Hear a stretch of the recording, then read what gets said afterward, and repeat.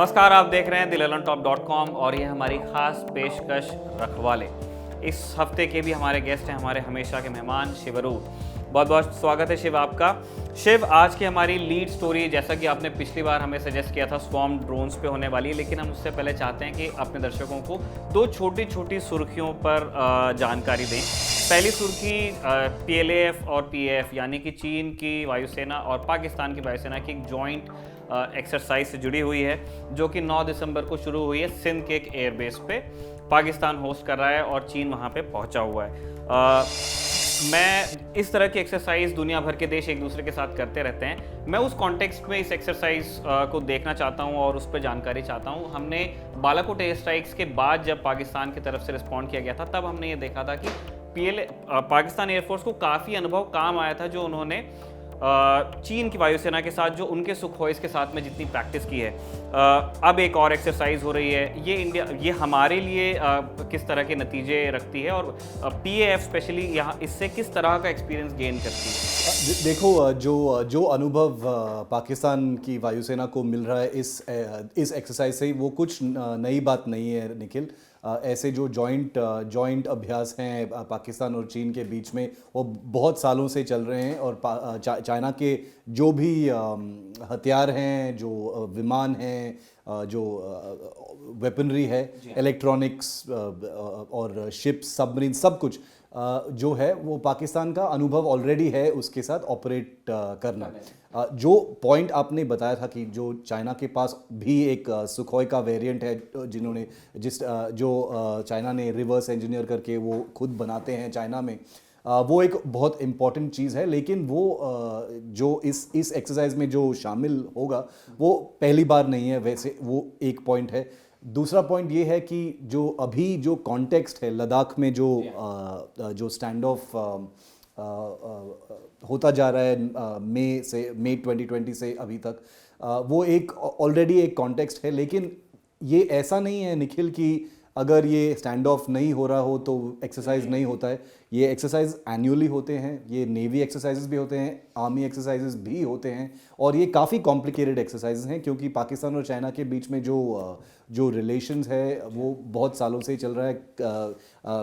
पाकिस्तान के पास काफ़ी चाइनीज़ हथियारें हैं, एयरक्राफ्ट हैं, JF-17, जो लोग बोलते हैं कि ये एक जॉइंट फाइटर है, ये बिल्कुल चाइनीज़ ही एयरक्राफ्ट है। पाकिस्तान का कुछ कंट्रीब्यूशन है नहीं इसमें।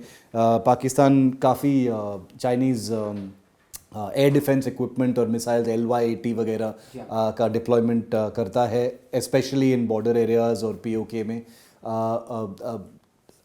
अभी चाइना कुछ सप्लाई भी करेंगे, कुछ सबमरीन्स पाकिस्तान को। तो अगर आप एयरफोर्स के वर्ल्ड में देखोगे कि ट्रांसपोर्ट एयरक्राफ्ट भी बेचने वाले हैं, ड्रोन्स भी बेचने वाले हैं पाकिस्तान को। तो ये एक अगर आप एक एनालॉजी देखोगे तो इंडिया और US के बीच में जो जिस तरह के संबंध है का संबंध है और कॉम्प्लेक्सिटी है, वो पाकिस्तान और चाइना के बीच में भी। शिव, एक छोटी टिप्पणी हम इस पे भी चाहते हैं, हम इस बात को बिल्कुल समझे जिस तरह आपने बताया कि एक रूटीन अफेयर है।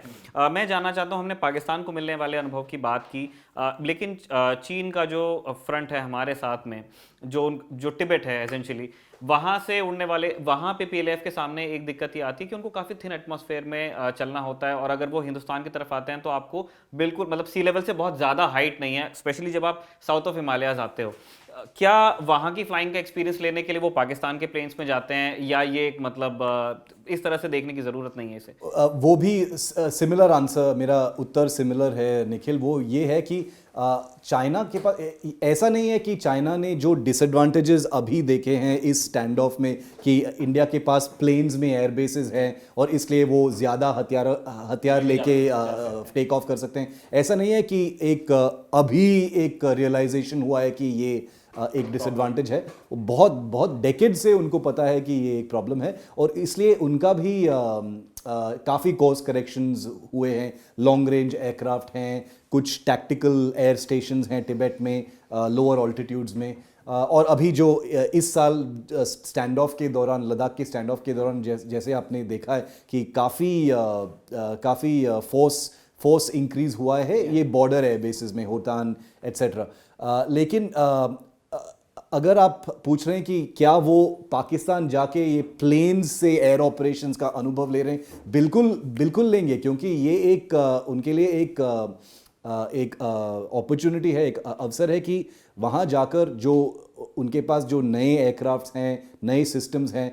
देखो, जब जब आप कुछ सिस्टम को एक्सरसाइज करते हो, आप सिर्फ वो एयरक्राफ्ट को नहीं टेस्ट कर रहे हो और इंजन को नहीं टेस्ट कर रहे हो, रेडार को टेस्ट कर रहे हो, आप वो सेंसर्स को टेस्ट कर रहे हो, इलेक्ट्रॉनिक्स को टेस्ट कर रहे हो, सिमुलेटेड वेपन्स सिचुएशंस को टेस्ट कर रहे हो, फ्यूल लोड्स और मिशन प्लानिंग के लिए टेस्ट कर रहे हो। तो ये जो मैं दो चीज़ें बताऊंगा निखिल, ये एक्सरसाइजेज जो पाकिस्तान और चीन के बीच में होते हैं वो बिल्कुल रूटीन है, लेकिन वो बहुत ही वैल्यूबल हैं चाइना के लिए, बहुत ही पाकिस्तान के लिए ऑफ कोर्स ये काफ़ी वैल्यूबल है, लेकिन चाइना के लिए भी काफ़ी वैल्यूबल है। और ये जो एक्सरसाइजेस हैं, काफ़ी इंटेलिजेंस शेयरिंग भी होता है इन एक्सरसाइजेस के दौरान। पाकिस्तान और चीन के बीच में जो ऑपरेशनल एक्सचेंजेस हैं होते हैं इस ऐसे एक्सरसाइजेस में, वो भी बहुत वैल्यूबल हैं चाइना के लिए। चलिए अगली सुर्खी पे चलते हैं और फिर उसके बाद हमें लीड पे जाना है। यूएस नेवी ने जो उनका ट्रेनर विमान है बोइंग T-45 गोसहॉक, उसको रिप्लेस करना वो चाहते हैं और उन्होंने एक RFI निकाला है। बड़े ताज्जुब की बात थी और हमारे लिए बड़ा सुखद आश्चर्य, हम सुन के बड़ा खुश हुए कि भारत की तरफ से भी ऐसा इकोनॉमिक टाइम्स की एक रिपोर्ट में दावा किया गया है कि LCA तेजस का जो लीडिंग फाइटर ट्रेनर है लिफ्ट, उसको उन्होंने ऑफर किया है। मुझे बड़ी खुशी हुई, लेकिन हमारा पेशा पत्रकारिता का है और हमारी जिम्मेदारी है सवाल पूछना। मैं ये जानना चाहता हूँ कि ये वैसी सिचुएशन तो नहीं है जहाँ पे मतलब when you punch above your weight, या फिर इसका कोई दूसरा फ़ायदा है हमें एक ऐसे कॉन्ट्रैक्ट में एंटर करना जहाँ पे जीत की संभावना थोड़ी कम लगती है? निखिल, ये मैं एक बहुत रियलिस्टिक उत्तर दूंगा आपको और दर्शकों को। वो ये है कि पहली बात ये है कि तेजस का जो ये लिफ्ट और लीड इन फाइटर ट्रेनर जो फुल फॉर्म है, वो अभी तक रेडी है नहीं। तो वो प्रोडक्ट एग्जिस्ट नहीं करता है अभी, वो सिर्फ एक कॉन्सेप्ट है। वो एरो इंडिया में ये कॉन्सेप्ट अनवेल हो चुका है ऑलरेडी। तो ये एक प्रपोजल है हिंदुस्तान एरोनॉटिक्स लिमिटेड के अंदर को इंटरनली एक तेजस को लेके एक लीड इन फाइटर ट्रेनर के अवतार में वो पेश करेंगे कुछ ग्लोबल कॉन्टेस्ट में। देखो, पहली बात तो ये एक बहुत अच्छा आइडिया है, मेरे पर्सनली मैं मानता हूँ कि एक अच्छा आइडिया, क्योंकि एक सिंगल इंजन फाइटर है, एक लाइट फाइटर है, ऑलरेडी प्रूवन है, ऑपरेशनल है। तो कुछ मॉडिफिकेशंस को लगा के ये बिल्कुल एक ट्रेनर एयरक्राफ्ट बन सकता है। और ये जो सोच है कि तेजस एक अच्छा लीड इन फाइटर ट्रेनर बन सकता है, वो इंडिया में भी है ये सोच, क्योंकि तेजस का सेफ्टी रिकॉर्ड बहुत अच्छा है, जो ट्रेनर्स के लिए बहुत इंपॉर्टेंट माना जाता है। बिल्कुल, और ये काफ़ी एडवांस्ड मनूवर्स के साथ ऑपरेट कर चुका है। ये जो यूएस नेवी का जो T-45 गॉसहॉक रिप्लेसमेंट प्रोग्राम जो है, कुछ सालों से ऑलरेडी वो प्लानिंग स्टेजेस में था। गॉसहॉक आपको पता ही होगा कि ये एक Hawk trainer, BAE Hawk trainer का जो एक कैरियर वेरिएंट है, जो एयरक्राफ्ट कैरियर्स पर लैंड और टेक ऑफ कर सकता है। और हमारे भी पायलट्स जो हैं, इंडियन नेवल पायलट्स, वो US, टेक्सास और फ्लोरिडा जाकर इसी एयरक्राफ्ट पर ट्रेन कर चुके हैं। तो अगर आप लिफ्ट को देखोगे, वो रिक्वायरमेंट US नेवी में, ये रिक्वायरमेंट एयरक्राफ्ट कैरियर पे लैंड और टेक ऑफ करने का नहीं है, टच एंड गो ऑपरेशंस का है। तो एक ये it does not mean that it needs to be a full carrier fighter. लेकिन आई थिंक अगर आप रियलिस्टिकली देखोगे, क्योंकि आपने एक बहुत अच्छा फ्रेज भी इस्तेमाल किया, पंचिंग अबव योर वेट, की आपने यहाँ पे कुछ इस प्रोग्राम को स्टार्ट भी नहीं किया, प्रूव नहीं किया। LCA तेजस जो फाइटर है, उसका भी अभी आरंभ हुआ है ऑपरेशनल लाइफ और सर्विस, तो वो एक प्रूवन प्लेटफॉर्म नहीं है। इंडियन एयरफोर्स में भी ये फुल्ली ऑपरेशनल जेट नहीं है, MK-1A है, ये सब आप बोल सकते हो। लेकिन मेरा अंडरस्टैंडिंग ये है निखिल कि ये कंपटीशन इसलिए HAL और इंडिया पार्टिसिपेट करना चाहते हैं क्योंकि ये एक बहुत ही वैल्यूबल अपॉर्चुनिटी है कि कुछ एक्सपीरियंस मिल जाए, जो बहुत कंपेटिटिव, बहुत जो जो बहुत चैलेंजिंग जो आर्म्स बाजार का दुनिया जो है बाहर में, जहाँ ये competition multi billion dollar competitions जो होते हैं हथियार और विमान के, HAL का कोई फिलहाल उतना एक्सपीरियंस उनका एक्सपीरियंस नहीं है और उनका अंदाज़ा नहीं है कि क्या क्या होता है ऐसे कॉम्पिटिशन्स में। तो अगर वो पार्टिसिपेट करेंगे, कुछ खर्चा तो हो ही जाएगा क्योंकि उसमें कुछ इन्वेस्टमेंट लगता है क्योंकि आपको बहुत डॉक्यूमेंटेशन सबमिट करना पड़ता है, शायद कुछ मॉडलिंग भी करना होता है, कुछ सॉफ्टवेयर दिखाना पड़ता है। लेकिन इस एक्सपीरियंस में उनको बहुत सारा इंसाइट्स मिलेंगे कि एग्जैक्टली क्या होता है, क्या रिक्वायरमेंट्स होते हैं, क्या क्या सवाल पूछे जाते हैं कस्टमर से। और दुनिया में US मिलिट्री के ऊपर और कोई डिसर्निंग कस्टमर नहीं है। और जो अगर आप प्रोटेक्शनिस्ट कंट्री देखोगे तो US के बाद कोई नहीं है। US तो अमेरिकन माल ही यूज करते हैं, दुनिया भर को बेचना है, लेना कुछ नहीं है। तो इसलिए अगर आप रियलिस्टिकली देखोगे तो आप I think it is about experience, not about winning. अच्छी बात है, मतलब हमने ये सवाल पूछा ही बिल्कुल, ये अच्छी एक्सपीरियंस तो करना चाहिए। Experience is part of the game और ये एक बहुत अच्छी बात है। और ये एक और लास्ट चीज है Nikhil, if you will permit me, वो ये है कि it also shows a lot of confidence. ये कॉन्फिडेंस दिखाता है जो अच्छा है, और टीम्स को अच्छा लगेगा, थोड़ा मोटिवेशन मिल जाएगा कि हम US नेवी के कंपटीशन में हम इस प्रोडक्ट को फील कर रहे हैं। तो ये बिल्कुल अच्छी बात है। और दुनिया के दूसरे मार्केट्स हैं, जैसे US तो काफ़ी कम्पिटेटिव है, लेकिन जो बाकी जगह आपके मित्र देश हैं, वो फ्रेज बहुत लोग पसंद नहीं करते, लेकिन थर्ड वर्ल्ड, ठीक है, हम अग्री नहीं करते, लेकिन वो भी एक दुनिया है। तो उन मार्केट्स में आप इस अनुभव का इस्तेमाल कर सकते हैं अपने प्रोडक्ट को फिर प्लेस करने के लिए। अब चलते हैं शिव अपनी लीड स्टोरी की तरफ, और जैसा सजेस्ट आपने किया था, ये स्वॉर्म ड्रोन्स पर ही होने वाली है। हम स्वॉर्म्स पे भी चलेंगे और फ्यूचर वारफेयर और सारी बातें होंगी जो गीक्स को पसंद आती हैं, लेकिन सबसे पहले मैं चाहता हूं कि हमारे दर्शक ये जाने कि एक ड्रोन की यूटिलिटी क्या है। हमारे पास डेकेड्स का एक्सपीरियंस है फाइटर जेट्स उड़ाने का, हेलीकॉप्टर्स हमारे पास में है, हमारे पायलट्स बहुत ट्रेंड हैं, उसके बावजूद हमें क्यों एक खिलौने की ज़रूरत है, उसकी यूटिलिटी क्या होगी फ्यूचर बैटलफील्ड में और सर्विस के लिए। ड्रोन का इस्तेमाल तो अगर इस जनरेशन को आप ड्रोन का शब्द इस्तेमाल करेंगे निखिल, उनको माइंड में वो क्वाडकॉप्टर का इमेज मिल जाएगा, क्योंकि ड्रोन्स इस्तेमाल होते हैं मूवीज में या शादियों में रिक्रिएशनली भी कुछ लोग ड्रोन्स इस्तेमाल करते हैं। तो ड्रोन्स का इमेज वो है इस जनरेशन में। लेकिन मिलिट्री में ड्रोन्स का इस्तेमाल तो बहुत सालों से चल रहा है। एक डेकेड हो गया है US आर्मी को, ज्यादा ही। बिल्कुल। और ड्रोन्स का जो एडवांसमेंट है, आई थिंक वो फास्टेस्ट है मिलिट्री में। ड्रोन्स में जो रिसर्च है, जो खर्चा होता है उनको और भी एडवांस्ड बनाने में, वो I think is the maximum right now. बहुत सिंपल सी चीज़ है निखिल, कुछ ऐसे मिशंस हैं जो एक्स्ट्रा डेंजर्स एडिशनल हैं। आप उसमें आप पायलट को नहीं लगा सकते हो और नहीं लगाना चाहते हो, और लगाने की ज़रूरत नहीं होती अगर आपके पास ड्रोन होता है। अगर एक बहुत ही कॉन्टेस्टेड एयर स्पेस जहाँ पे दुश्मन का एयर डिफेंस मिसाइल्स हैं, उनके पास रेडार्स हैं, अगर आप ड्रोन भेज सकते हो तो आप मैन्ड फाइटर एयरक्राफ्ट क्यों भेजोगे और पायलट को खतरे में क्यों डालोगे?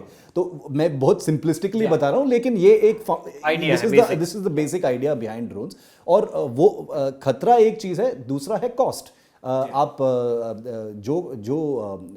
जो पैसा खर्च होता है मैन्ड फाइटर्स में, वो ड्रोन्स में नहीं होता है अभी।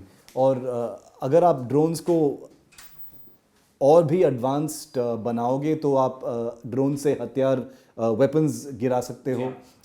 जैसे प्रेडेटर ड्रोन्स जो हैं वो ऑलरेडी प्रिसिजन अटैक्स करते हैं और वो काफ़ी प्रूवन हैं ऑलरेडी। तो वो एक बेसिक फंक्शन है ड्रोन्स का। चलिए शिव, जो थोड़ा ड्रोन के बारे में जानकारी रखते हैं, जो इंडियन ड्रोन प्रोग्राम के बारे में हम बात भी करने वाले हैं, हमने दो मेजर कैटेगरीज हैं, मेल और हेल, MALE HALE। ये क्या हैं और ये किस तरह बंटते हैं ये दोनों ड्यूटीज इन ड्रोन्स के बीच में? तो जो हाई परफॉर्मेंस ड्रोन्स जो हैं, जैसे प्रेडेटर, जैसे ग्लोबल हॉक, गार्डियन, ये काफ़ी हाई परफॉर्मेंस ड्रोन्स हैं। हेल का फुल फॉर्म है हाई ऑल्टीट्यूड लॉन्ग एंड्योरेंस, और मेल का मतलब है मीडियम ऑल्टीट्यूड लॉन्ग एंड्योरेंस। सो हाई ऑल्टीट्यूड लॉन्ग एंड्योरेंस जैसे ग्लोबल हॉक जो बहुत ही हाई ऑल्टीट्यूड पे उड़ते हैं 50-60,000 फीट, और उनका एंड्योरेंस जो है आई थिंक 3-4 दिन का भी हो सकता है, वो 3-4 दिन का मिशन कर सकते हैं ये ड्रोन्स। और ये लॉन्ग एंड्योरेंस सर्वेलेंस के लिए ग्लोबल हॉक जो है वो पूरा दुनिया का दर्शन करके वापस आ सकता है बेस पर। तो ऐसे जो ड्रोन्स हैं जो जो मतलब बिल्कुल हैंड्स ऑफ ऑटोनोमस जो सर्वेलेंस ऑपरेशंस हैं ये ड्रोन्स कर सकते हैं। इंडिया के पास medium altitude long endurance drones हैं जैसे कि हेरन, और हमारे पास अभी वो जो सी गार्डियन ड्रोन्स आए हैं वो भी मेल ड्रोन्स हैं, medium altitude long endurance drones हैं। आई थिंक 30 to 40 आवर्स का एंड्योरेंस है ओवर ओशन उनके पास। तो ये है क्लासिफिकेशन निखिल। बेसिकली ऑल्टीट्यूड और एंड्योरेंस के ऊपर कुछ क्लासिफिकेशंस होते हैं ड्रोन्स के। इससे पहले कि हम स्वॉर्म पे चलें शिव, हम चाहते हैं कि जो इंडियन ड्रोन प्रोग्राम है, हमने ड्रोन इस्तेमाल किए हैं, 2 कंट्री के ड्रोन प्रोग्राम्स के ऊपर थोड़ी सी कम जानकारी लोगों के पास रहती है, एक ईरान और दूसरा इंडिया। बहुत लंबे ड्रोन प्रोग्राम्स इन्होंने चलाए हैं, खूब इन्वेस्ट भी किया है। आप अब तक की जो जर्नी रही है इंडियन ड्रोन प्रोग्राम की इन तीनों सर्विसेज में, आप उसको कैसे देखते हैं? उस पर एक शॉर्ट आपकी हम टिप्पणी चाहते हैं, क्योंकि लोगों को ऐसा लगता है सिर्फ एयरफोर्स के पास होते हैं, ऐसा नहीं है। ड्रोन तीनों सर्विस के पास हैं, इवन आर्मर्ड कोर आर्टिलरी के भी छोटे छोटे ड्रोन्स अपने पास होते हैं। तो अब तक की जर्नी कैसी रही है? अब तक की जर्नी तो इतनी अच्छी नहीं रही है इंडिजिनस ड्रोन प्रोग्राम में, और वो दो कारण हैं इसमें निखिल। एक ये है कि इंडिया ने काफ़ी देरी कर दी ऐसे प्रोग्राम्स में एक प्रोग्राम बनाने में, और दूसरी चीज़ ये है कि जो इंडियन प्रोग्राम्स हैं वो अभी उनका जो सपोर्ट है वो अभी भी नहीं आ रहा है इंडियन मिलिट्री से। तो कुछ प्रोडक्ट्स हैं जो मैच्योर हो चुके हैं लेकिन उनका इस्तेमाल नहीं होता है। वो एकदम अकेडमी और कॉर्पोरेट को छोड़ दिया है कि अगर तुम लोग करते हो तो ठीक है, डिफेंस फंडिंग आपके पास में नहीं है। बिल्कुल, इसलिए मैं हमेशा बोलता हूँ कि जो प्रॉब्लम्स हैं इंडिया और मिलिट्री प्रोक्योरमेंट में वो सिर्फ साइंटिस्ट और लैब्स और डीआरडीओ का नहीं, वो मिलिट्री का इक्वल शेयर है अगर आप अकाउंटेबिलिटी रखोगे तो अभी क्या do you want me to list the programmes? अगर आप करना चाहते हैं तो कोई बात नहीं है। बहुत इन वेरी ब्रीफ मैं बताऊंगा कि इंडिया के पास बहुत सारे ड्रोन प्रोग्राम्स हैं। अगर सिर्फ डीआरडीओ के बारे में और ये गवर्नमेंट ओन्ड लैब्स के बारे में अगर आप देखोगे तो एक निशांत का टैक्टिकल सर्वेलेंस ड्रोन का प्रोग्राम था, बहुत कम नंबर्स में वो इंडक्ट हो गया था इंडियन आर्मी में, और काफ़ी वो इस्तेमाल होते नहीं हैं मेरे अकॉर्डिंग टू माय इन्फॉर्मेशन। बिल्कुल। दूसरा है रुस्तम एक ड्रोन प्रोग्राम है जो इतनी कॉन्फिडेंस से वो अनवेल हुआ था कुछ साल पहले कि प्रेडेटर ऑफ इंडिया का एक डिक्लेरेशन हुआ था उस प्रेस कॉन्फ्रेंस में। और मैं हमेशा बोलता हूँ कि it's good to dream big, it's good to declare big, but मैं बोलता हूँ कि जब आप बना रहे हो, डेवलप कर रहे हो तो आप करो ना। आई मीन आप क्यों अनाउंस करोगे ये सब? क्योंकि प्रेडेटर में एक तो बहुत ही पैसे लगे थे, दूसरा बहुत साल लगे थे। ऐसा नहीं है कि वो 2-3 साल में प्रेडेटर बन गया था, वो बहुत एक लंबा ड्रॉन आउट बहुत मुश्किल प्रोग्राम और कॉम्प्लिकेटेड प्रोग्राम था। तो अभी वो रुस्तम 2 जो प्रोग्राम है वो काफ़ी प्रॉमिसिंग है निखिल, क्योंकि अभी वो फ्लाइट टेस्ट में है। प्रेडेटर से कंपेयर कर सकते हो क्योंकि साइज और जो इंटेंडेड कैपेबिलिटीज़ हैं, लॉन्ग रेंज सर्वेलेंस जो है, सैटेलाइट से कम्युनिकेशन और बियॉन्ड लाइन ऑफ साइट, बहुत ही दूर जा सकते हैं आपके ग्राउंड ऑपरेशन स्टेशन से, और बहुत सारे ओवरलैंड, ओवर सी, ओवर माउंटेन मिशंस कर सकते हैं, कम्युनिकेशन रिले, ये सब जो इंटेलिजेंस गैदरिंग जो है वो सब प्लान है इसमें, लेकिन अभी फ्लाइट टेस्ट में है। तो इसलिए कोई क्लैरिटी नहीं है कि ये ऑपरेशनल कब होगा, क्योंकि ये बहुत सालों से चल रहा है, फ्लाइट टेस्ट में है, कॉम्प्लिकेटेड प्रोग्राम है, लेकिन अभी तक कुछ हुआ नहीं है। और जैसे हमने कुछ I think a few episodes back हमने घातक के बारे में भी बात किया है। घातक एक stealth unmanned combat aerial vehicle है। जैसे एक ऑलमोस्ट एक बॉम्बर एयरक्राफ्ट को देखोगे, उससे पायलट आप निकाल दो थोड़ा स्टेल्थी बनाओ, वो है घातक। तो एक अनमैन्ड स्टेल्थ बॉम्बर जैसा एक विमान वो भी बन रहा है, और that is also basically a drone क्योंकि वो अनमैन्ड है। शिव, मैं चाहता हूं कि हम थोड़ा समय मतलब उस इनर्शिया को भी दें जिसको मतलब हमारे यहाँ तीनों सर्विसेज ने ड्रोन्स की तरफ जाने में वक्त बहुत लगाया। जैसे अभी तक हम आम ड्रोन्स नहीं लेते हैं। इसकी क्या वजह आपको लगी कि मतलब मतलब ऐसा क्यों एक थिंकिंग थी कि मतलब इसको थोड़ा सा धीरे चलते हैं? मतलब अब बहुत बातें होने लगी, अब एआई पे चले गए हैं सीधे, लेकिन पहले हम ज़्यादा देख रहे थे। मतलब हमने आम ड्रोन्स बहुत बाद में जाके इस बारे में सोचा गया कि सर्विसेज के पास में आम ड्रोन्स भी। पहले ऐसा था कि कुछ ऐसे बेनाइन मतलब प्रोजेक्ट्स आप रखो, सर्विलेंस के लिए रख लो, रिकॉनेसेंस के लिए रख लो। इस थिंकिंग के पीछे क्या वजह रही होगी? कुछ ही दिन पहले मैं एक रिटायर्ड स्ट्रेटेजिक फोर्सेस कमांड का ऑफिसर से बात कर रहा था, निखिल, और उनका कहना था कि अब अभी जो लद्दाख के दौरान जो आर्म ड्रोन्स की जो बातचीत चल रही है कि हम ये लेंगे वो लेंगे, हेरन्स पे हथियार लगाएंगे, प्रेडेटर को फास्ट ट्रैक पे लेंगे, ये सब वो बोल रहे कि ये जो बात हो रही है, ये जो अर्जेंसी जो इंडियन सिस्टम दिखा रही है अभी, ये 10-15 साल पहले होना चाहिए था। क्योंकि ऐसा नहीं है कि ये जो थ्रेट्स हैं पाकिस्तान और चाइना से या कल थोड़ी आया है। आतंकवाद से है, ये तो एग्जैक्टली कल थोड़ी आई है। और ये थ्रेट्स लार्जली सेम हैं। अरुणाचल प्रदेश में तिब्बत, सिक्किम, डोकलाम, चाइना, लद्दाख, ये सारा जो है ये बहुत सालों से चल रहा है। तो ऐसा नहीं है कि सडनली एक फ्रेश थ्रेट परसेप्शन को लेके आप आर्म ड्रोन्स खरीद रहे हो या डेवलप कर रहे हो। तो इसलिए ये एक एक्सपेंसिव मिस्टेक है। वो फ्रेज इस्तेमाल किया मैंने मेरे सोच ने कि ये एक एक्सपेंसिव मिस्टेक है, क्योंकि अभी चाइना ने ना सिर्फ आर्म ड्रोन्स का डेवलप और ऑपरेशनलाइज किया है, वो अलग देशों को बेच रहे हैं। आई थिंक कुछ अफ्रीकन कंट्रीज को बेच रहे हैं, पाकिस्तान को दे रहे हैं ये विंगलुंग जो आर्म्ड यूएवीज हैं। तो इंडिया का जो लीड टाइम है ऐसे सिस्टम्स बनाने में या खरीदने में बहुत टाइम लगता है। और चाइना को एज वहाँ भी है। मतलब आप कोई भी कंपोनेंट हो, मदरबोर्ड्स, आपके बैटरी पैकेट्स हैं, ये सब कहाँ बनता है? इंटीग्रेटेड सर्किट्स कहाँ बनते हैं? वो चीन में ही बनते हैं। तो दुनिया का कोई भी ड्रोन कहीं भी, अभी वो अजरबैजान में जो टर्किश ड्रोन है उसमें बहुत सारा सामान चीन का लगा हुआ है। इसलिए लोग बोलते हैं कि आप इतना जो एनर्जी और टाइम टैंक्स में लगाते हो यार, आर्टिलरी में ऐसा नहीं है कि वो इम्पोर्टेंट नहीं, वो बिल्कुल इम्पोर्टेंट है।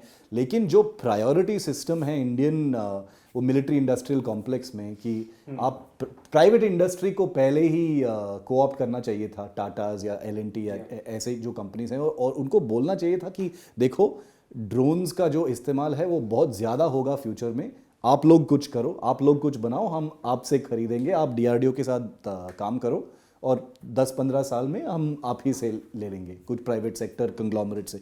कुछ नहीं हुआ है, इसलिए अब आपके पास बहुत सारे प्रोग्राम्स हैं और बहुत एडिशनल पैसे लगने वाले हैं, क्योंकि अब अर्जेंसी आ गया है। आपको जल्दी चाहिए ये कैपेबिलिटी, और इसलिए आप कम टाइम में कैपेबिलिटी प्रूव करना, उसका मतलब और पैसा। ठीक है। शिव, अब हम चल रहे हैं स्वॉर्म ड्रोन्स की तरफ। मैं ये समझना चाहता हूँ कि स्वॉर्म ड्रोन्स को लेकर के अगर आप जाकर के सर्च करते हैं इंटरनेट पे, तो आपको बहुत सारा शोर आपको इस स्टैंड ऑफ के बाद में दिखता है। मैं जानना चाहता हूँ कि एक वो चाइनीज सेट वो हमको समझ में आ रहा है, वो तो अब शॉपिंग लिस्ट वो पूरी दुनिया में बट रही है। जितने भी इंडियन कॉन्सुलेट्स हैं, जितने भी इंडियन आपके हाई कमीशन है वहाँ, वो एक बात हो गई। लेकिन जो बाकी चीज़ें हुई हैं, जो अर्मेनिया और अजरबैजान के बीच में जो हमने लॉइटरिंग एम्यूनिशन और ड्रोन्स को काम करते हुए देखा, या जिस तरह अरामको की फैसिलिटीज़ को अटैक किया गया सऊदी में, क्या इन सारी इमेजेस ने मतलब थोड़ा सा जिसको कहते हैं वो इनर्शिया तोड़ा है संस्थानों का हमारे यहाँ पे, कि वो अब फाइनली वो स्वॉर्म्स के बारे में बात करना शुरू कर रहे हैं?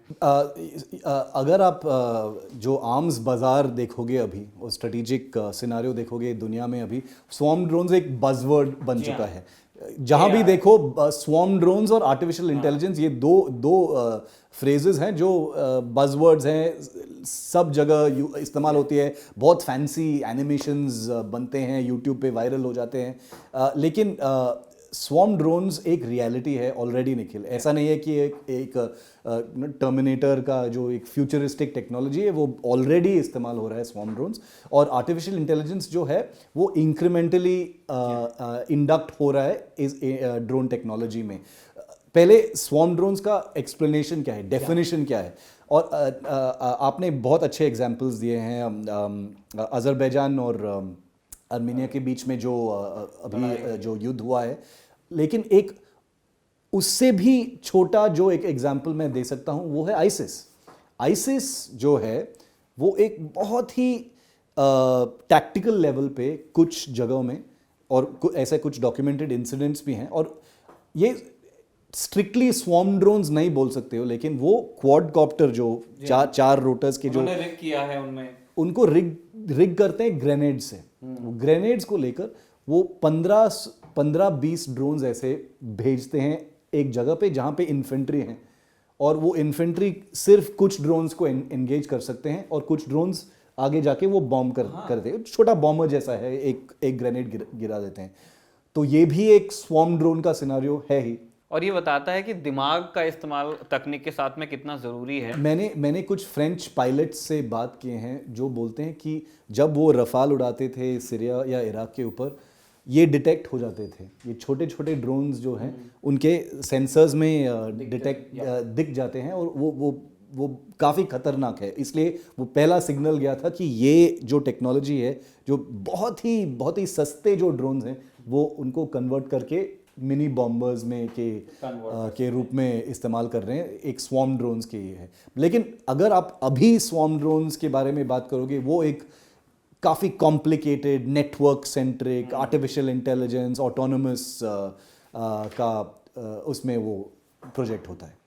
ठीक है, तो अब हम आते हैं अल्फा एस पे। हिंदुस्तान में भी फाइनली स्वॉर्म ड्रोन्स के ऊपर एक प्रोग्राम लॉन्च किया गया है। HAL के साथ में 2 स्टार्टअप्स को इसमें मिलाया गया है। इसमें से एक स्टार्टअप का नाम हमारे पास में है new space research and technologies. इस प्रोजेक्ट के बारे में हम क्या जानते हैं? ये very high altitude long endurance ये बनाना चाहते हैं ड्रोन्स, अनमैन्ड एयरक्राफ्ट। इस प्रोजेक्ट के बारे में क्या जानकारी है, और ये जो कह रहे हैं कि हम 4 साल में इनकी मतलब पहली फ्लाइट्स शुरू हो जाएंगी, आपको कितना रियलिस्टिक लगता है ये? देखो निखिल, 4 साल में अगर आप टेस्ट फ्लाइट का शुरुआत करोगे 4 साल में, मतलब 2 साल वो प्रोटोटाइप के लिए कह रहे हैं, और वो 4 साल से वो कह रहे हैं विल स्टार्ट रोलिंग। रियलिस्टिक है, बिल्कुल रियलिस्टिक है। लेकिन जो इम्पोर्टेंट चीज़ ये है कि वो चैलेंज टेस्ट फ्लाइट में the challenge is not to bring the aircraft into test flight.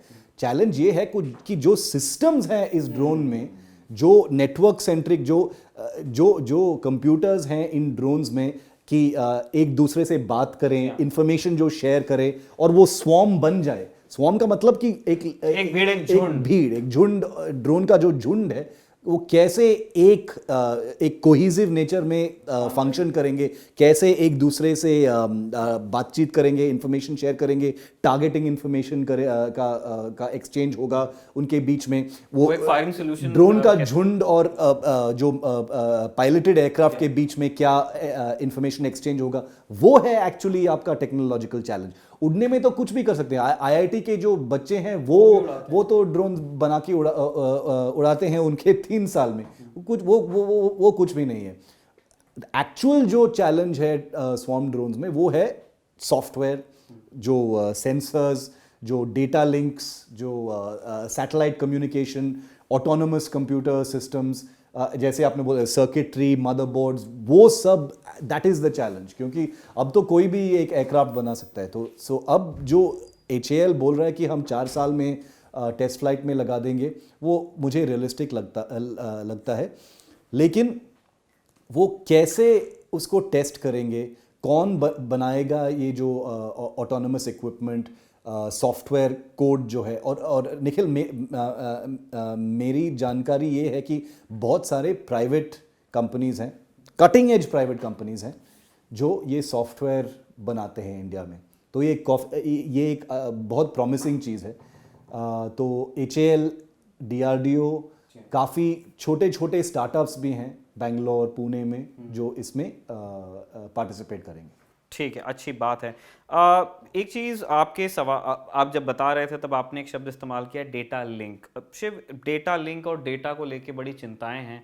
आपने ठीक है, आपने कॉम का साहब साइन कर लिया है, आप इक्विपमेंट लेके आ जाएंगे, आपके पास वो नेटवर्क प्रोटोकॉल्स हैं, आप वो डेटा एक्सचेंज तो कर सकते हैं, लेकिन आप इस डेटा को सिक्योर कैसे करेंगे? क्योंकि अभी नेवी डे पे जब उस प्रेस कॉन्फ्रेंस हो रही थी तब नेवी चीफ सी गार्डियंस के बारे में बता रहे थे, तो वहाँ पे एक सवाल आया था, तो फिर उनको ये कहना पड़ा था कि नहीं, वो इमेजेस सिर्फ हमारे पास में, we have made sure of that.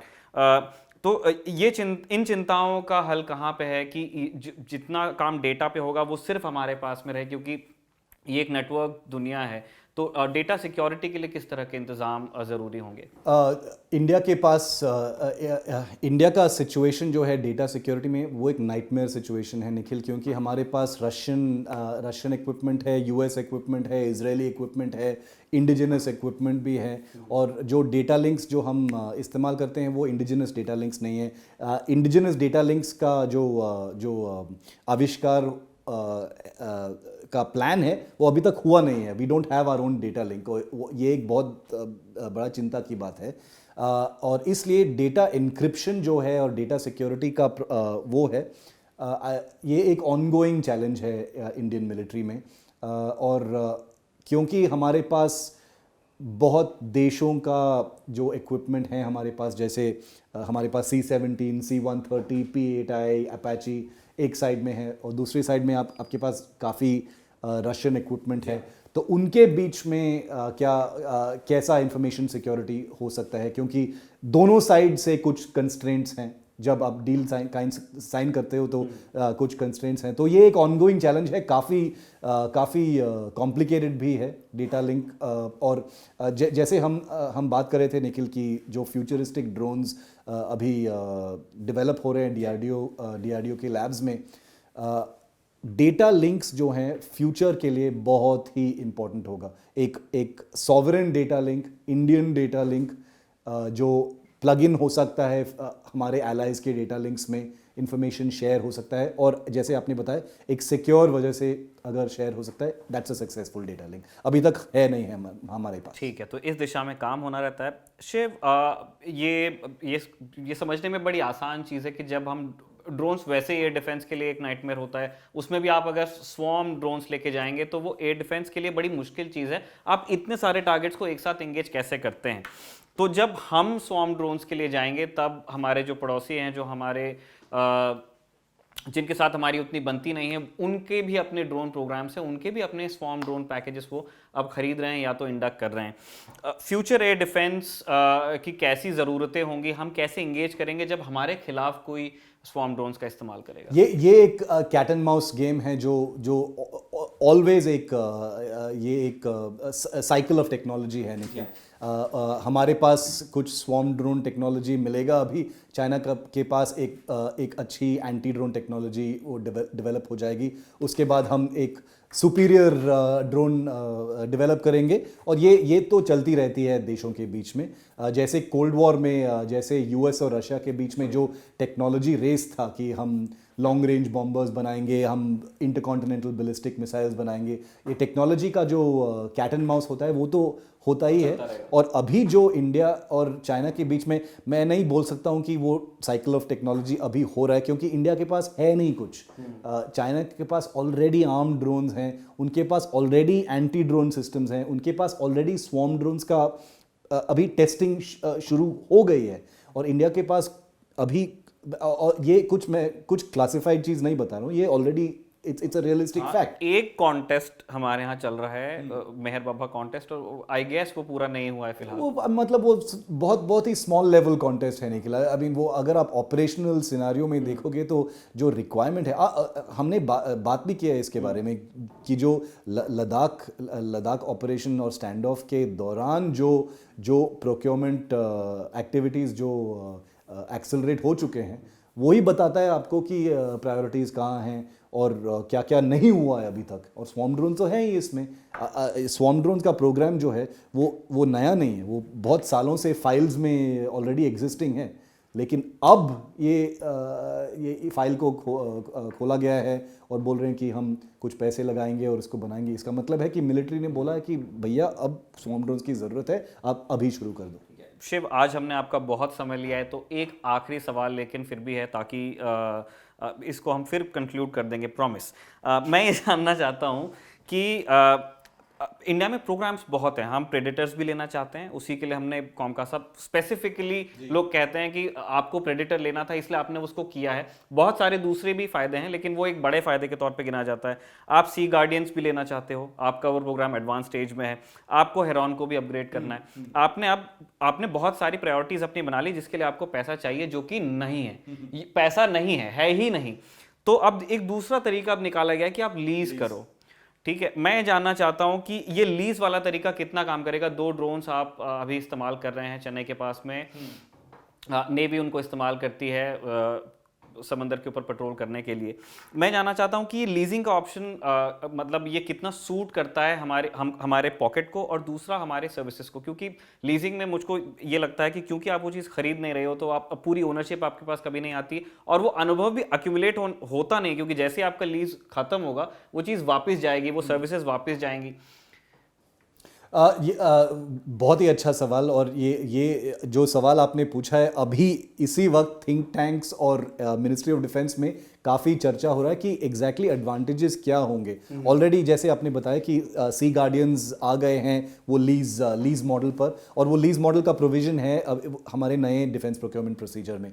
लेकिन इंडियन एयरफोर्स का ऑलरेडी एक थॉट प्रोसेस है निखिल की refuelling tankers, mid air refuelling tankers, क्योंकि उनके ये जो कॉम्पिटिशन्स हुए हैं अभी तक एयरबस और बोइंग और IL-78 का कंसिडर करके, आई थिंक 3 बार कुछ कॉन्टेस्ट हो चुके हैं और कुछ भी ऑर्डर नहीं प्लेस हुआ है। और ये जो मिड एयर रिफ्यूलिंग टैंकर्स है वो बहुत ही इंपॉर्टेंट है, जैसे हमने देखा है एक स्ट्रेटेजिक प्रोजेक्शन के लिए मिड एयर रिफ्यूलिंग टैंकर्स की बहुत ज़रूरत है। इसलिए इंडियन एयरफोर्स का मानना है कि लीजिंग का रूट अच्छा है, क्योंकि आप वो प्रोक्योरमेंट L1 ये उसके झंझट में नहीं लग जाओगे। लीजिंग का ऑप्शन जो है वो काफ़ी कम है। आई थिंक 2 या 3 ऐसे कंपनीज हैं जो लीज़ करते हैं, या फोर्सेस जो हैं जो लीज़ करते हैं, और इसलिए वो आसान हो जाता है। और जैसे कैपिटल कॉस्ट्स और इंफ्रास्ट्रक्चर कॉस्ट वो सब है, वो एक टर्न की बेसिस में मिल जाता है देश को, तो वो कॉम्प्लेक्सिटी कम हो जाता है। ऐसा नहीं है कि वो सस्ता है, ये बिल्कुल काफ़ी एक्सपेंसिव है, पैसे लगते हैं लीजिंग में। लेकिन वो जो एक जो इंडिया में जो इतना जो long winded complex procurement process है ओनरशिप के लिए जो होता है, और लास्ट मिनट में भी जो कैंसिल हो सकता है, शायद वो एक एडवांटेज है, वो नहीं होगा इसमें। ठीक है, इसी बात पे ड्रोन्स और स्वॉर्म ड्रोन्स पे इस कॉन्वर्सेशन को हम कंक्लूड करते हैं। शिव, बहुत अच्छा लगा आपसे बात करके। एक दर्शक का हमारे सवाल था, नीरज खंगले, उन्होंने क्वेश्चन पूछा है कि अभी COS जनरल MM नरवणे ये गए हैं सऊदी और UAE की ट्रिप पे। ये पहली बार है कि हमारे आर्मी चीफ इन 2 कंट्रीज़ में गए हैं हिस्ट्री में। क्या हम इसको एक रूटीन की तरह देखें, या फिर इसमें है कोई बात? देखो निखिल, इस साल में कुछ भी रूटीन नहीं है, कुछ भी रूटीन नहीं है इस साल में। कोरोना वायरस पैंडेमिक है, आपके पास ये चाइना के द चाइना स्टैंड ऑफ भी हो रहा है, तो एक जियोपॉलिटिक्स में एक तनाव है, का सिचुएशन है। ओल्ड वर्ल्ड न्यू वर्ल्ड सब कुछ बदल रहा है अभी, और इंडिया का एक रिकग्निशन ये है कि जो उनके टाइज हैं वेस्ट एशिया में, जहाँ से एनर्जी सिक्योरिटी मिल सकता है, जहाँ पे ऑलरेडी बहुत सालों से तनाव है मिडिल ईस्ट में, वहाँ पे जो ओल्ड वर्ल्ड जो टाइज हैं इंडिया और ऐसे देशों से should be maintained in a very good way, क्योंकि बहुत कुछ बदल रहा है। और नॉट जस्ट दैट, ये एक कंपटीशन है चाइना से निखिल। चाइना का जो दबाव है मिडिल ईस्ट में, अफ्रीका में, इंडियन ओशन के कंट्रीज में, वो एम्पलीफाई हो गया है। और स्पेशली इस साल चाइना ने काफ़ी रैंप अप किया है डिप्लोमेटिक एक्टिविटीज़ इन देशों में। तो इसलिए आई थिंक जैसे इंडिया, जैसे हम ऑलवेज हम रिएक्ट करते हैं, तो इसलिए हम भी थोड़ा हमारा इंटरेस्ट बढ़ा रहे हैं इस इलाके में। चलिए, ऑन दैट नोट शिव, आज के रखवाले को हम कंक्लूड करते हैं। बहुत बहुत शुक्रिया आपके लिए, हम उसके लिए माफ़ी चाहते हैं, आपको काफ़ी इंतज़ार करना पड़ा इस रिकॉर्डिंग के लिए। और शुक्रिया हमारे दर्शकों का भी जो रखवाले की हर हफ्ते नई किस्त देखते हैं। शुक्रिया, थैंक यू। Thank you.